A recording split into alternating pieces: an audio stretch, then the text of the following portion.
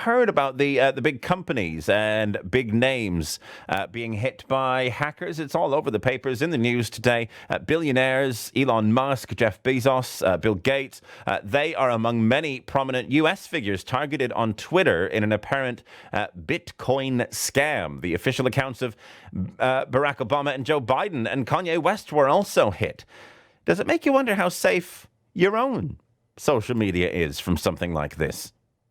Well, David Horn is from County Durham-based digital security consultants called CyberWhite. I spoke to him earlier.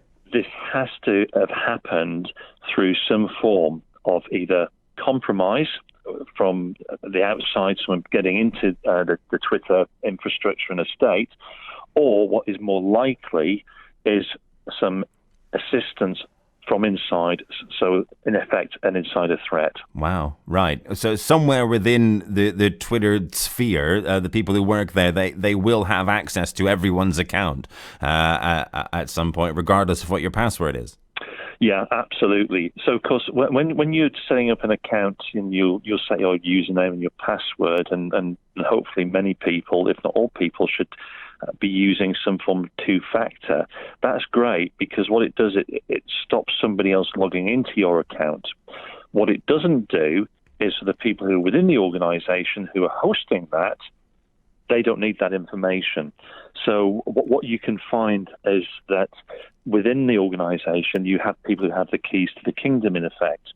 And what would appear, because we've been obviously following this since the story broke to try and understand what we think has happened, and looking at some of the news that's emerging and some of the latest thoughts that are going on the forums.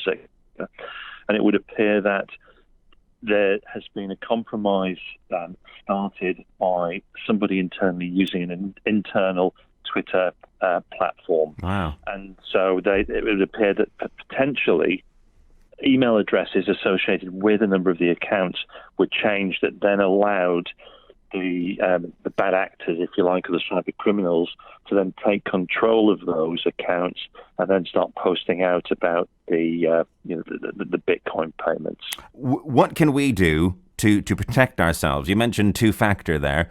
I think that the question you ask has two parts, and the first part is, what can we do? The simple fact is nothing.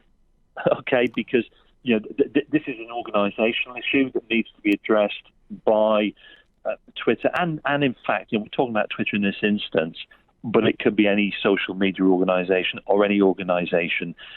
So they need to firstly look at implementing controls that would stop this from happening. So look at there's nothing to protect ourselves from an inside job, basically.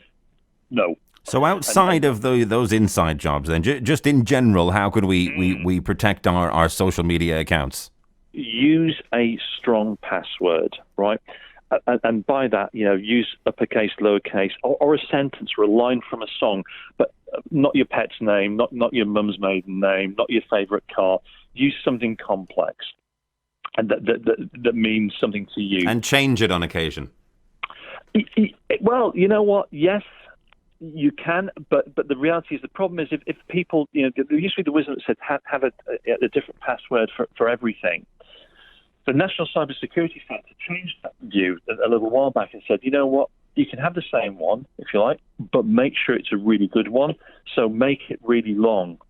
You can change it, absolutely, but you run the risk of then writing them down to remember them. So it's a balance. But the other side of it is, do absolutely implement two-factor. Most applications now will allow you, through the application, to implement two-factor.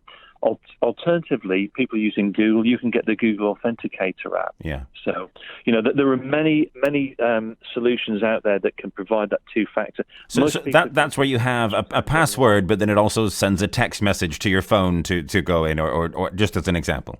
Absolutely. Right. Okay. So it's just doing that additional layer that will authenticate that before you come into this application. We just want to check that it's really you. We're not just relying on what you tell us. We're going to send something that you own that we can then prove it's you.